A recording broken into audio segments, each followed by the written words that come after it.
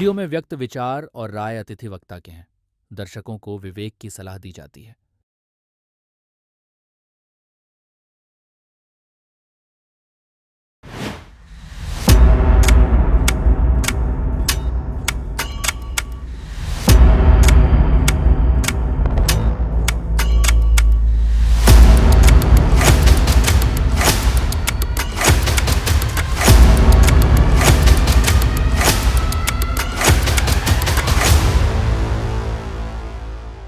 सभी को नमस्कार, जय हिंद। और आप सबको दिल से बहुत थैंक्स, आपने मुझे इतना प्यार दिया, मिलियंस में मेरे वीडियो शेयर करे। और मुझे लगता है कि आप लोग मुझसे नाराज भी हो, बहुत सारे आपके मैसेज आते हैं यार मैं रिप्लाई नहीं करता, कमेंट्स का जवाब नहीं देता। तो मुझे लगा यार कि मैं आपसे बात करूंगा करके, तो आज एक कहानी शेयर करता हूं आपके साथ। और आपसे प्रॉमिस भी करता हूं इन फ्यूचर में मैं पूरी कोशिश करूंगा कि आपके कमेंट्स के और आपके मैसेज के रिप्लाई करूं।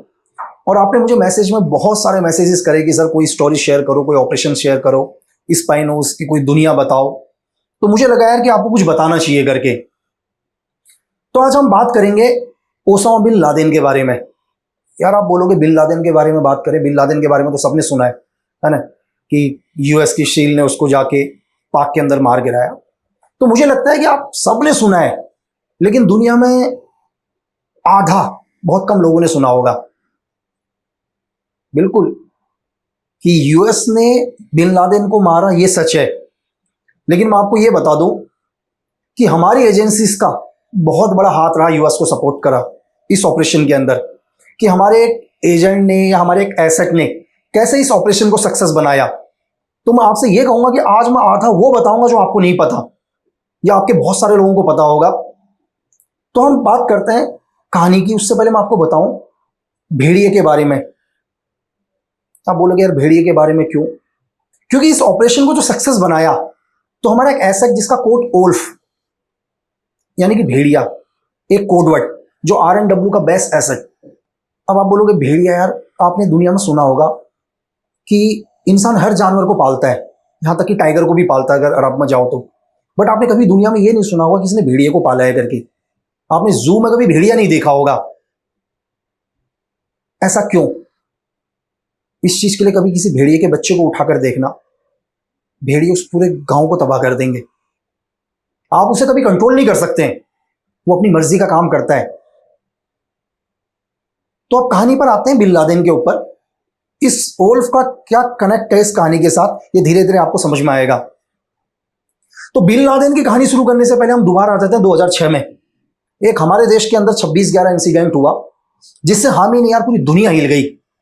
पूरे वर्ल्ड ने इसकी निंदा करी और टेररिज्म के खिलाफ करना चाहिए। तो वहीं हमसे हजारों किलोमीटर दूर बैठे हुए अमेरिका को लगा यार कि 26/11 का मास्टरमाइंड हाफिज सिर्फ हिंदुस्तान तक ही नहीं रुकेगा यार। वो उन्हें इसलिए लगा क्योंकि इससे पहले अमेरिका भी वर्ल्ड ट्रेड सेंटर के ऊपर अपना अटैक देख चुका है। तो उसे लगा कि अगर हाफिज को अभी नहीं रोका तो हाफिज यूएस तक भी पहुंचेगा करके। तो इसलिए हाफिज को मारना बहुत जरूरी है। तो इसके लिए अमेरिका ने क्या किया, सबसे पहले हाफिज के ऊपर एक ग्लोबल टेररिस्ट के लिए बैन लगाया कि यार हाफिज को ग्लोबल टेररिस्ट घोषित करो करके। लेकिन आप सबको पता है चाइना ने अपने वीटो पावर का यूज किया और हाफिज सईद को इंटरनेशनल लेवल पर ग्लोबल टेररिस्ट घोषित होने से रोक दिया। पर फिर भी यूएस को लगा कि हाफिज का मरना बहुत जरूरी है, नहीं तो हाफिज क्या करेगा, यूएस को भी टारगेट कर सकता है सेम बिन लादेन के कदमों पर। अब इसके लिए क्या किया यार कि अमेरिका ने एक अपना बेस्ट एजेंट, जो पहले अमेरिकन के स्पेशल फोर्स के लिए काम करते थे, जिनका नाम है रेमंड एलन ड्यूइस, उनको क्या करते हैं, लगभग 2010 में लास्ट में अमेरिका अपने एक डिप्लोमेट पासपोर्ट से पाकिस्तान भेजते हैं। अब पाकिस्तान भेजने के बाद वो पाकिस्तान अमेरिका मतलब पाकिस्तान में रहता है, ब्रेकी वगैरह करता है। हाफिज के बारे में हर इनपुट उसको मिल रही है रेमंड को। तो एक दिन क्या होता है, 27 जनवरी को रेमंड बिल्कुल लाहौर चौक के बगल से गुजर रहा होता है और तभी रेमंड क्या देखता है यार कि कुछ दो लोग उसको फॉलो कर रहे हैं बाइक पर। क्योंकि अगर CIA ने एक एजेंट को हाफिज को मारने के लिए भेजा है तो कहीं ना कहीं हाफिज को भी कोई सिक्योरिटी दे रहा था। तो आप सही समझे, ISI। तो ISI कंटिन्यू हाफिज के ऊपर नजर रख रही थी और हाफिज के हर एनिमी को नजर रख रही थी। जिस तरह के CIA के अपने सोर्सेज होते हैं, दुनिया के हर एजेंसी के अपने अपने सोर्सेज होते हैं यार, कहीं ना कहीं आईएसआई को बात पता चल गई थी कि हाफिज को टारगेट करने के लिए सीआईए ने रेमंड एलन को भेजा है, जो उनके स्पेशल फोर्स का एक बेस्ट कमांडो रह चुका है कभी। तो हम आते हैं लाहौर चौक के ऊपर दोबारा। तभी क्या करते हैं, दो लोग उसको फॉलो करते हैं और बिल्कुल नजदीक पहुंचते हैं। जैसे ही नजदीक पहुंचते हैं वो अपने रिवॉल्वर निकालते हैं। तो आपको पता है, जैसे मैंने आपको बताया कि रेमंड ऑलरेडी क्या था यार, स्पेशल फोर्स का कमांडो रह चुका है, जो यूएस आर्मी के लिए काम करता था। और उसको उस टाइम एक ही टारगेट मिला था, हाफिज को मारने का। और वो लोग उसको शूट करते हैं। इससे पहले रेमंड अपना पिस्टल निकालता है और दोनों को शूट आउट कर देता है, क्योंकि रेमंड के लिए आम काम था ये, उसने जिंदगी भर यही काम किया हुआ था। और जैसे दो शूट आउट करते हैं तो चौक पर, लाहौर चौक पर बहुत भीड़ होती है। और वहां की भीड़ क्या देखती है, अरे गोरे आदमी ने मतलब दो पाकिस्तानियों को मार दिया करके। और भीड़ एकदम से रेमंड की ओर आना लगता है। रेमंड की ओर बढ़ती है तो रेमंड समझ जाता है कि मतलब पाकिस्तानी जनता गुस्से में पागल है करके। तो तभी रेमंड क्या करता है, अपनी अमेरिकन एम्बेसी को एक मैसेज भेज देता है गाड़ी के अंदर से। और अमेरिकन एम्बेसी इसी टाइम क्या करती है, रेमंड की हेल्प करने के लिए अपने एम्बेसी से बाहर निकलती है। और वो स्पीड से मूव कर रही है और अचानक क्या होता है यार, उस गाड़ी से एक और इनोसेंट आदमी एक्सीडेंट में मारा जाता है। तो ये एक ही दिन था जिस दिन में 3 आदमी मारे गए, और तीनों के तीनों पाकिस्तानी नागरिक। अब इतनी देर में भीड़ रेमंड की ओर बढ़ रही होती है। रेमंड अपने आप को बचाने की कोशिश करता है, ठीक है। इतने में पाकिस्तानी आर्मड फोर्स भी वहां पहुंचती है और रेमंड को बचाती है और रेमंड को अपनी कस्टडी में ले लेती है। और जैसे रेमंड को अपनी कस्टडी में लेती है तो पहली बार पाकिस्तान की धरती में एक सीआईए का एजेंट, जो उनकी स्पेशल फोर्स के लिए काम करता था, उसके ऊपर 2 हत्याओं का मुकदमा, वो भी बिल्कुल मतलब हजारों लोगों के सामने मारा। अब पाकिस्तान की जनता रोडों पर आ जाती है और बोलती है कि रेमंड को किसी भी कीमत पर फांसी होनी चाहिए भाई करके, ठीक है। पूरी पाकिस्तान की जनता, मतलब पाकिस्तान के लोगों में इतना गुस्सा, लोगों को नहीं पता कि कौन रेमंड है, क्या है, किस काम के लिए यहां आया है, जिन 2 लोगों ने मारा वो 2 लोग हैं कौन। तो आम लोगों को ये नहीं पता था कि यार रेमंड कौन है, क्यों इधर आया है, उसका मकसद क्या है, जो 2 लोग मारे गए हैं ये कौन है, उन्हें कुछ नहीं पता। पाकिस्तानी आम जनता को लगा कि नहीं यार, हमारे 2 लोग मारे गए हैं करके, ठीक है। और एक गोरे आदमी ने मार दिए हैं। चलो एक पाकिस्तानी मारता तो फिर भी बात अलग थी, गोरों ने मारा है तो आपको पहले ही पता है कि कैसे पाकिस्तानी लोग कैसे नफरत करते हैं अमेरिकन से, ठीक है। तो उस टाइम वहां के फॉरेन मिनिस्टर हुआ करते थे शाह महमूद कुरैशी। मैं आपको बता दूं, शाह महमूद कुरैशी ने तो एक स्टेटमेंट भी दे दिया था मीडिया को कि भाई मैं अपने मंत्री पद से इस्तीफा दे दूंगा, लेकिन रेमंड को फांसी से नहीं बचने दूंगा करके, मैं रेमंड को नहीं छोड़ूंगा। अब अमेरिका पूरी कोशिश कर रहा था कि यार कैसे भी करके क्या करें, रेमंड को बाहर निकाला जाए करके, लेकिन ये इतना आसान नहीं था। उस टाइम यूएस के प्रेसिडेंट बराक ओबामा थे, उन्होंने पूरी कोशिश करी, पाकिस्तान की गवर्नमेंट से बात करने की कोशिश करी, सब कुछ किया, लेकिन पाकिस्तान किसी भी कीमत पर रेमंड एलन को नहीं छोड़ना चाहता था, ठीक है, क्योंकि उनके 2 लोग मरे थे।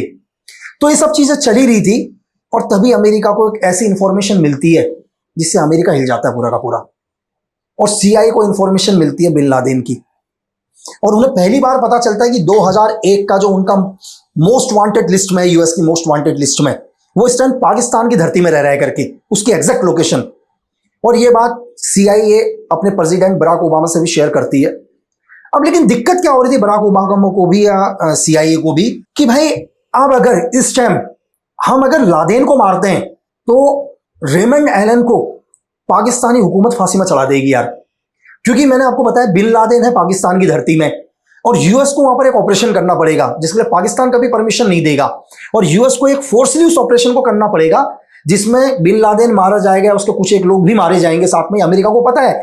लेकिन पाकिस्तान क्या करेगा भाई, अमेरिका के ऊपर अटैक तो कर नहीं सकता, लेकिन अपने आप को मतलब आम जनता, इस जब ये इंसिडेंट होगा, ऑपरेशन होगा, तो आम जनता रोडों के ऊपर आएगी, ठीक है, अमेरिका के खिलाफ नारे लगाएगी, तो पाकिस्तानी हुकूमत खुद को सेव करने के लिए क्या करेगी, रेमंड एलन को फांसी में लगा देगी।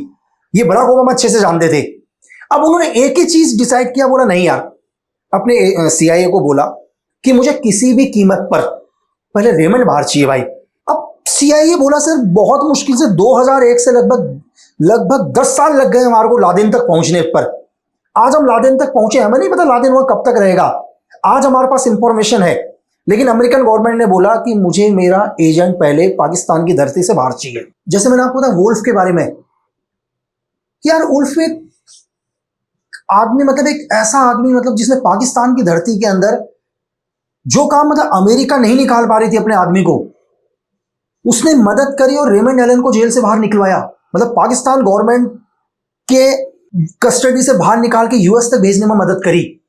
आप सबको लगता होगा यार कौन है वुल्फ दुनिया में, आपके और मेरे जैसा आम इंसान ही है यार, बिल्कुल आम है, बस उसमें यही फर्क है, ये अपने देश से बहुत प्यार करते हैं, इनको कोई फर्क नहीं पड़ता कि उस ऑपरेशन में जाके कभी वापस आएंगे या नहीं आएंगे।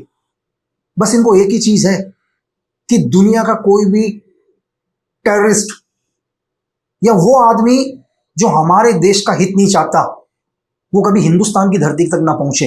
तो ये कहानी मैं इसलिए बताना चाह रहा था कि आपने बहुत सारे लोग कहते हैं यार मोसाद ने ये ऑपरेशन किया, CIA ने ये ऑपरेशन किया, है ना, MSS ने ये ऑपरेशन किया, MI6 ने ये ऑपरेशन किया।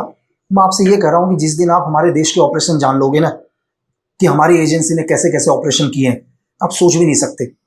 हमारे देश की एजेंसी ने 16 साल तक भी ऑपरेशन करें, एक ही ऑपरेशन करने में हमें 16 साल लगा, नेक्स्ट स्टोरी में बताऊंगा। और दुनिया के सबसे बेहतर ऑपरेशनों में से एक ऑपरेशन, जिस ऑपरेशन को पूरा करने में 16 साल लग गए और लोगों को पता ही नहीं है, देख लो। और लोग बात करते हैं मोसाद, CIA, वो जानने की तो कोशिश करो। सोचो ना यार कि एक CIA ने दुनिया में इतने बेस्ट एजेंसी, ब्रिटेन की MI6, ठीक है, MSS, आपकी मोसाद, FSB, सब, फिर भी उन्होंने हमारी ओल्फ को क्यों चुना? मैं आपको ये बता दूं, हिटलर ने भी पता है क्या बोला है कि अगर उसको हिंदुस्तान की आर्मी मिलती ना तो पूरी दुनिया में फतेह कर लेता। जो हमारे सोल्जर्स हैं ना, वो सिर्फ दुनिया में आगे बढ़ते हैं, वो कभी पीछे नहीं आते। अगर हमारे सोल्जर एक बार आगे बढ़ गए तो मिशन खत्म होने तक कभी वापस नहीं लौटते यार। ये बात US को भी पता है और उन्हें पता है कि इस काम के लिए मुझे किस एजेंसी से हेल्प लेना है। तो पूरी दुनिया के अंदर एक ही चीज आया कि बिन लादेन को शील ने अब्टाबाद में मार गिराया करके, ठीक है। लेकिन मैंने आपको बताया कि अगर हमारा कोड ओल्फ नहीं होता ये ऑपरेशन भी कभी पूरा नहीं होता।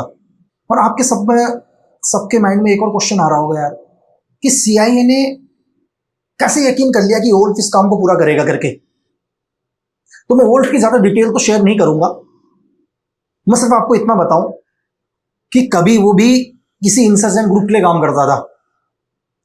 जैसे मैंने बताया कि हमारा सीक्रेट सर्विस का एक एसेट था, लेकिन किसी टाइम पर वो एक इंसर्जेंट ग्रुप का एरिया कमांडर हुआ करता था और उसी इंसर्जेंट ग्रुप ने उसकी फियांसी को टारगेट किया। और आपको बताऊं, उसने उस आधे इंसर्जेंट ग्रुप को खत्म कर दिया यार। एक सोचो, एक आदमी मतलब जिसकी फियांसी को इंसर्जेंट ग्रुप ने, जो कभी खुद एक इंसर्जेंट ग्रुप का हिस्सा हुआ करता था, उसी इंसर्जेंट ग्रुप ने वोल्फ की फियांसी को इसलिए मारा। उन्हें यह लगा कि यार कि इसकी फियांसी इसकी कमजोरी बन सकती है करके। अगर इसकी फियांसी नहीं रहेगी तो जो भी कोड ओल्फ है, मतलब उस टाइम उसका कोड ओल्फ नहीं था, वो हमारी सीक्रेट सर्विस ने रखा, उसका कुछ और नेम था उसका, जो मैं भी डिस्क्लोज नहीं करूंगा। तो उन्हें लगा कि यार इसकी कमजोरी को खत्म कर देंगे तो ये और भी अच्छे तरीके से हमारी ऑर्गेनाइजेशन के लिए काम करेगा। लेकिन पासा उल्टा हो गया यार। उसे लगा यार कि मैं जिस ऑर्गेनाइजेशन के लिए काम कर रहा हूं या मैं जिस इंसर्जेंट ग्रुप के लिए काम कर रहा हूं, इन्होंने मेरी फियांसी मार दी यार। उसने आधे इंसर्जेंट ग्रुप को ही खत्म कर दिया यार। तो कहीं ना कहीं मतलब था उसके अंदर कि बेशक चलो कभी एकदम इंसर्जेंट का हिस्सा था, अगेंस्ट हो गया उसके, तो कहीं ना कहीं तो उसके अंदर था ना कुछ बदले की भावना। तो उसका कैसे यूज करना है, कैसे करना है, इस आग को, मतलब ये जो आग है इसको कैसे बरकरार रखना है। उसके बाद हमारी सीक्रेट सर्विसेज के साथ काम किया, उसके बाद उसको कोड दिया, उसने बहुत सारे ऑपरेशंस करे। और मैं आपको एक चीज और बताऊं, उसके बारे में कहते हैं कि जब भी वो किसी ऑपरेशन में जाता था तो अगर बाकी फोर्स, अगर कोई भी सपोज करो अगर BP जैकेट पहन के, बुलेट प्रूफ जैकेट पहनकर जा रही है, तो वुल्फ ने कभी बुलेट प्रूफ जैकेट ही नहीं पहनी यार, और सबसे पहले एंट्री करता था रूम के अंदर। और आपको पता है ये सारी की सारी इंफॉर्मेशन CIA के पास थी। तब CIA को लगा कि ये सही एसेट है जो इस पूरे ऑपरेशन को खत्म कर सकता है करके, और CIA राजी हो गया इस पूरे ऑपरेशन को ओल्फ को देने के लिए, और करके दिया उसने टारगेट पूरा। तो मैं फिर आपसे ये कह रहा हूं कि दुनिया के अंदर, चाहे वो हमारा ओल्फ था जो कभी इंसर्जेंट ग्रुप के लिए काम करता था, या मैं हूं या आप हो, सबके अंदर हिम्मत है, सब ब्रेव हैं, सबको गुस्सा आता है। बस उस गुस्से का कहां यूज करना है वो आपको पता होना चाहिए। अपनी बहादुरी का सही यूज कहां करना है वो आपको पता होना चाहिए यार। देखो, अगर आप किसी गली मोहल्ले में यार बहादुरी दिखाओगे, किसी को मारोगे, तो मुझे लग रहा है कि यार जेल के चक्कर काटोगे, पुलिस थाने के चक्कर काटोगे, कोर्ट के चक्कर काटोगे। उस गुस्से को अगर बॉर्डर में दिखाओगे ना, हमारे मतलब दुश्मनों के खिलाफ दिखाओगे, आपको मेडल्स मिलेंगे। तो आपको ये पता होना चाहिए कि ताकत का सही इस्तेमाल कहाँ करना है। और मैं आशा करता हूँ यार आपको जितनी भी मैंने इंफॉर्मेशन दी आपको अच्छी लगी या नहीं, आप मुझे बताना, ठीक है, ताकि मैं इससे भी बेटर आपको नेक्स्ट स्टोरी, इससे भी बेटर स्टोरी आपको बताऊंगा। और आपको मैं बताऊंगा अगली स्टोरी कि 16 साल तक हमारी एजेंसी ने कौन सा ऐसा ऑपरेशन किया था जिस ऑपरेशन के बाद हमारी एजेंसी ने पूरी दुनिया में अपना लोहा बनाया यार। तो आज मैं आप सबसे इजाजत लेना चाहूंगा। थैंक्स। और अभी तक यार आप लोगों ने मुझे जितना प्यार दिया बहुत है, मतलब उतना ही रखना। और अगर कोई भी चीज लगे सीधे कमेंट्स करना, अच्छी लगे तो भी करना, बुरी लगी तो भी करना, सच बोलना बस। Thank you. जय हिंद।